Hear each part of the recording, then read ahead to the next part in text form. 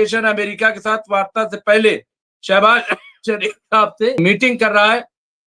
Meeting हो चुकी है। फायदा उठा करके आप देखिए कि ईरान ने अपना बहुत बड़ा फायदा कर लिया है। अगर देखा जाए फायदा ये कर लिया है कि अब तक बताया जा रहा है कि 4 कार्गो प्लेन वो चीन से ईरान पहुंच चुके हैं और उसमें एयर डिफेंस सिस्टम और बहुत सारी चीजें हो सकती हैं। ऐसा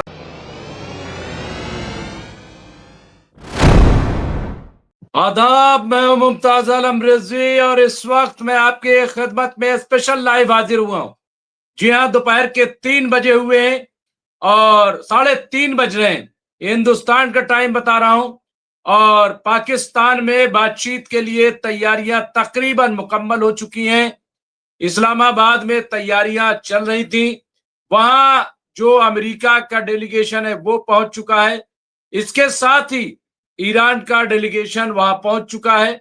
सारी तैयारियां हो गई हैं और सबसे बड़ी बात यह है कि ईरान ने बातचीत से पहले जो 2 शर्तें रखी थी उसे अमेरिका ने कबूल कर लिया है। ये इस वक्त की बड़ी इंपॉर्टेंट खबर है, बहुत अहम खबर है।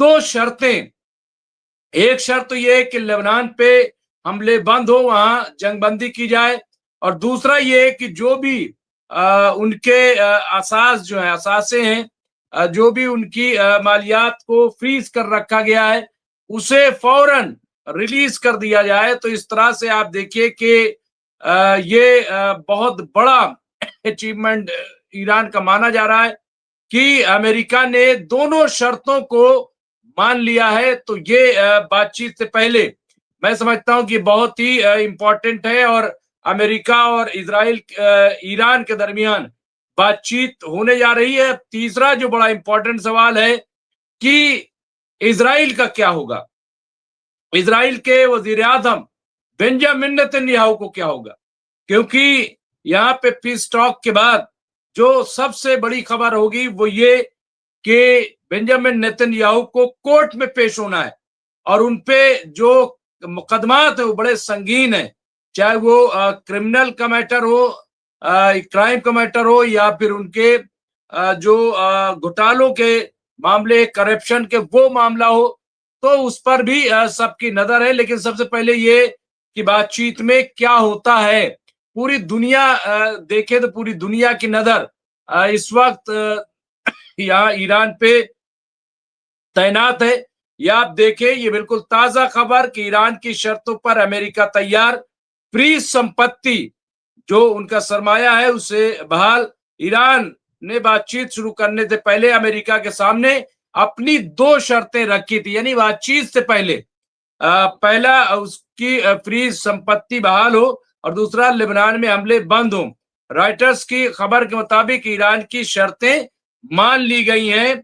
ये शर्तें जो है वो अमेरिका ने मान ली है। ये बिल्कुल इस वक्त का ताजा अपडेट मैं आपको दे रहा हूं और इसी अपडेट को देने के लिए मैं हाजिर हो रहा हूं। पाकिस्तान में इस वक्त लॉकडाउन जैसे सूरत हाल है, वहां तमाम ऑफिसेस को बंद कर दिया गया है। 2 दिन की छुट्टी का ऐलान किया गया है। इसके साथ साथ ये आप देखिए, शहबाज शरीफ के साथ ईरानी डेलीगेशन की मीटिंग पूरी हो चुकी है। उनके साथ मीटिंग चल रही थी। ये बैठक करीब 1 घंटे चली। शहबाज शरीफ से अब अमेरिका डेलीगेशन मुलाकात करेगा और वो बातचीत करेगा। उम्मीद की जा रही है कि इसके बाद दोनों के बीच सीज फायर वार्ता शुरू होगी। यानी ईरान के डेलीगेशन से बातचीत हो गई है शहबाज शरीफ से, जो पाकिस्तान के वजीर आजम है, और अब वो अमेरिकी डेलीगेशन से मुलाकात कर रहे हैं। और इस मुलाकात के पूरे होने के बाद फिर जो है उस सीज फायर पर बातचीत शुरू हो जाएगी। इसके साथ साथ ईरानी डेलीगेशन अमेरिका के साथ वार्ता से पहले शहबाज शरीफ साहब से मीटिंग कर रहा है।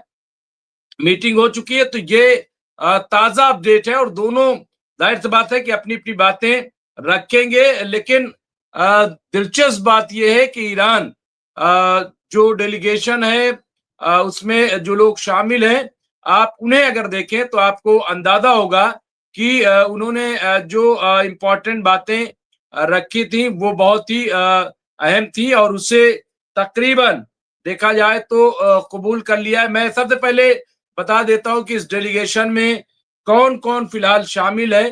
किस तरह से यहाँ पे आप देखें वफ्द में शामिल अहम शख्सियात में बता देता हूं। ईरानी पार्लियामेंट के स्पीकर मोहम्मद बाकर कालिबॉफ ये शामिल हुए हैं। इसके साथ साथ ईरानी वजीर खारजा सैयद अब्बास इराक्शी वो डेलीगेशन में ईरान की तरफ से हैं। सुप्रीम नेशनल डिफेंस काउंसिल के सेक्रेटरी अली अकबर अहमदीन वो इसमें शामिल है। मरकजी बैंक के गवर्नर अब्दुल नासिर हिम्मती वो इसमें शामिल है। इसके अलावा आईआरजीसी के साबिक कमांडर मोहम्मद बाकर जुल्कद्र। तो ये आप देखिए कि इतने ये डेलीगेशन, इसके अलावा ये भी बताया जा रहा है कि कई अरकान पार्लियामेंट जो ईरान के हैं वो भी इसमें शामिल है, उनको भी इसमें शामिल कराया गया। ये बिल्कुल क्लियर है। यहाँ पाकिस्तान की वजारत खारजा ने कहा है कि एक ईरानी वफ्द मुज़ाकरात में शिरकत के लिए जुमा को इस्लामाबाद पहुंचा है, यानी कल ही वो पहुंच गया था और कल हम लोग यहाँ पे और वहां पे जैसा कि मैंने बताया ये वो डेलीगेशन है। अब वहां पे बातचीत शुरू हो गई है। ईरान जो पाकिस्तान के वजीर आजम है वो शहबाज शरीफ को ईरानी डेलीगेशन के साथ तकरीबन 1 से 1.5 घंटे तक मीटिंग की है और अब वो अमेरिकी जो डेलीगेशन है उसके साथ मीटिंग कर रहे हैं और इसके बाद ही वहां पे बाकायदा बातचीत शुरू होगी।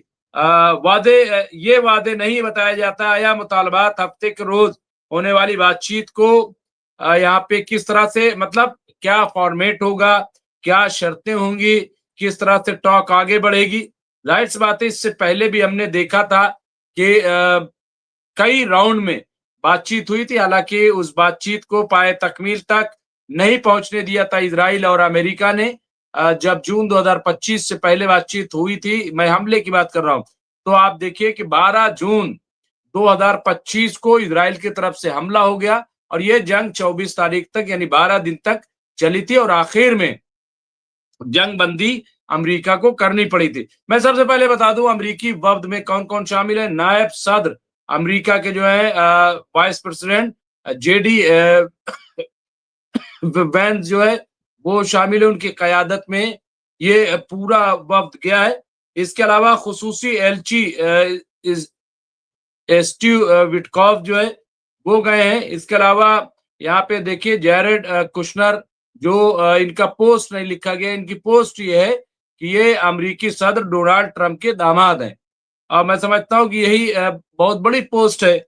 इसके अलावा ये कि ये यहूदी हैं, तो ये इस वजह से भी तो इसके अलावा व्हाइट हाउस के हुक्काम ने कहा है कि उन्हें शक है कि मुज़ाकरात आबनाए हुर्मुज़ को जल्द खोलने का बाइस बनेंगे। शक से मतलब उनको यकीन है कि ऐसा होगा। तो ये आप देखिए डेलीगेशन का ये पूरा यहाँ पे आपको हमने बताया कि किस तरीके के डेलीगेशन में कौन कौन लोग इसमें शामिल हैं और ये बातचीत जो है वो पाए तकमील तक पहुंचेगी ऐसा लग रहा है, क्योंकि इंटरनेशनली बहुत दबाव है, बहुत प्रेशर है और मुझे नहीं लग रहा है कि अब किसी तरह की बातचीत में रुकावट होगी। लेकिन क्या अमेरिका अपनी बात पे कायम रहेगा, ये बड़ा सवाल है।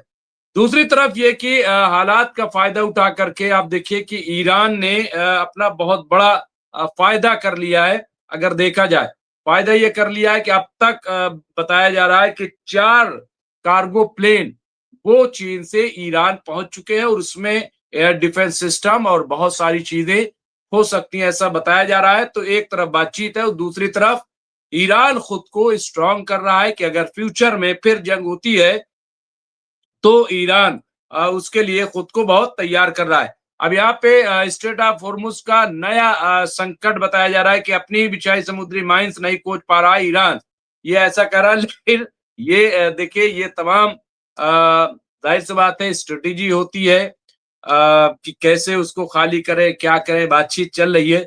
ईरान के नए सुप्रीम लीडर मुश्तबा के पैरों को पहुंचाए नुकसान, 3 करीबी लोगों के हवाले से बड़ा दावा कि जब हमला हुआ था, ये ऐसा बताया जा रहा है, तो उसमें जो ईरान के नए सुप्रीम लीडर है उनको चोट आई थी और ये बात बताई गई थी।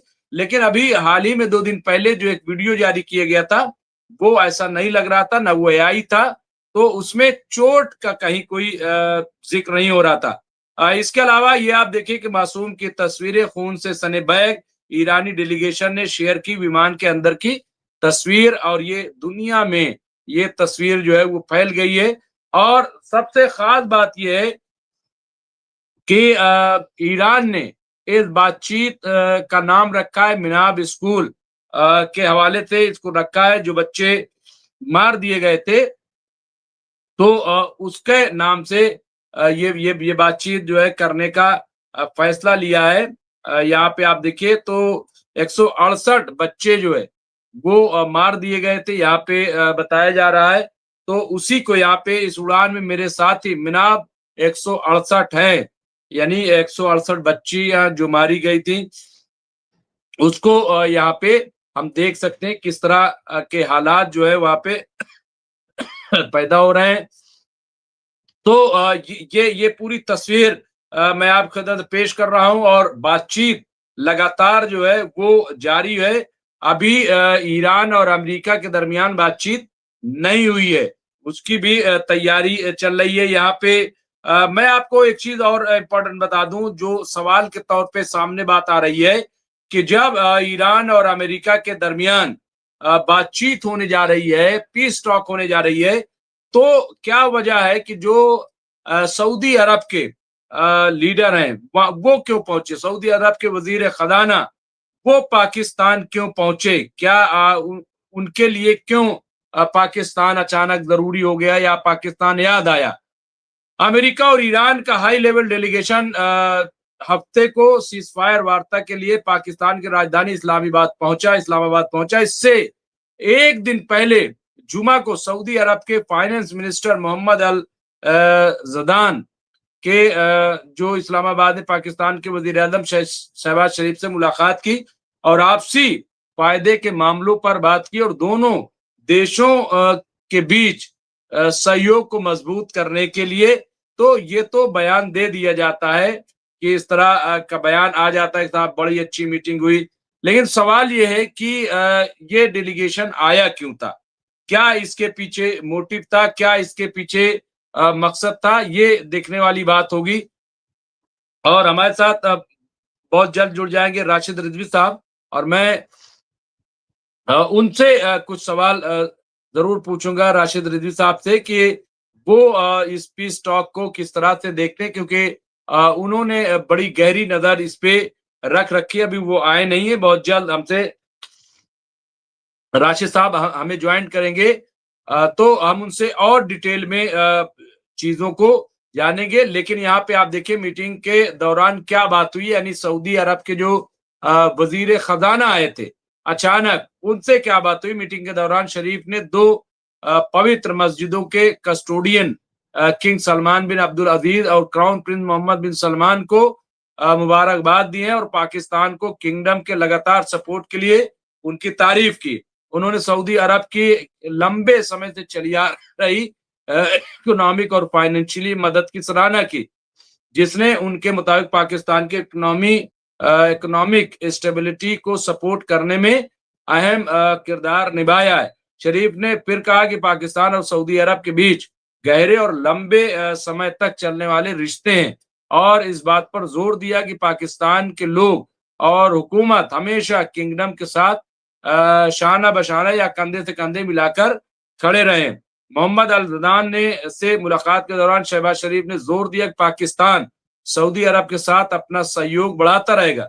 उन्होंने कई सेक्टर्स में खासकर ट्रेड, इन्वेस्टमेंट और इकोनॉमिक डेवलपमेंट में सऊदी अरब के साथ सहयोग बढ़ाने के पाकिस्तान के कमिटमेंट पर भी जोर दिया है। तो ये देखिए, ये भी अपने आप में बहुत ही इम्पोर्टेंट था कि इस तरह से अचानक पहुंचना, मैं समझता हूं कि कोई मामूली बात नहीं थी, बल्कि ये बहुत ही इम्पोर्टेंट है। इसके अलावा युद्ध पर ब्रेक के बीच मिशन एनर्जी में जुटा भारत, यूएई पहुंचे जयशंकर। तो हिंदुस्तान भी देखिए अपना पूरा, ऐसा नहीं कि हिंदुस्तान खामोश बैठा है, बल्कि वो भी लगातार जो है अपनी कोशिशें कर रहा है, अपनी कोशिश को जारी रखा है। ये तस्वीर हम देख सकते हैं यहाँ पे। तो ये आप देखिए, इसके अलावा मैं आपको और बता दूं कि क्या शर्तें जो है यहाँ युद्ध ब्रेक बताया था। अच्छा, इसके अलावा देखिए जो सबसे इम्पोर्टेंट बात है, मैं आपको जो जो बताना चाहता हूँ वो ये कि इसमें पूरी बातचीत में दूर दूर तक इजराइल का जिक्र नहीं है। कहीं दूर दूर तक जो इजराइल के वजीर आजम है उनका जिक्र नहीं किया जा रहा है। ऐसा क्यों है? ये बहुत इंपॉर्टेंट है कि ऐसा क्यों है, क्यों उसको नजरअंदाज किया गया? क्या अब पाकिस्तान वो अमेरिका जो है वो बेंजामिन नेतन्याहू का साथ छोड़ रहे हैं, इजराइल का साथ छोड़ रहे हैं और इजराइल की मंशा के खिलाफ जाकर वो ईरान से दोस्ती, ईरान के साथ समझौते पर बातचीत कर रहे हैं। क्योंकि देखिए बेंजामिन नेतन्याहू का जहां तक सवाल है, वो नहीं चाहते थे कि ये टॉक हो, ये बातचीत हो। वो ये नहीं चाहते कि जंग हो। आज भी देखिए गाजा में जो बॉर्डर पे वहां तकरीबन 5-6 लोगों को मार दिया गया है। तो ये आप देखिए कि गाजा में हालात कशीदा है। लेबनान में फिलहाल जो है वो अभी हमले जो है रुके हुए हैं, कोई एक दूसरे पर हमला नहीं कर रहा है। तो ये मैं समझता हूँ बहुत ही इम्पोर्टेंट है, बहुत ही अहम है कि आप देखिए ईरान में सीज फायर के बाद सऊदी अरब को मिला दर्द, पाइपलाइन से हमले। तो ये आप देखिए यहाँ पे अलग अलग हवालों से खबरें चल रही हैं। लेकिन इस वक्त पाकिस्तान की जो राजधानी है इस्लामाबाद, वहां पे सबकी नजरें टिकी हुई हैं। सब देखना चाहते हैं कि आखिर बातचीत में क्या कुछ निकलने वाला है।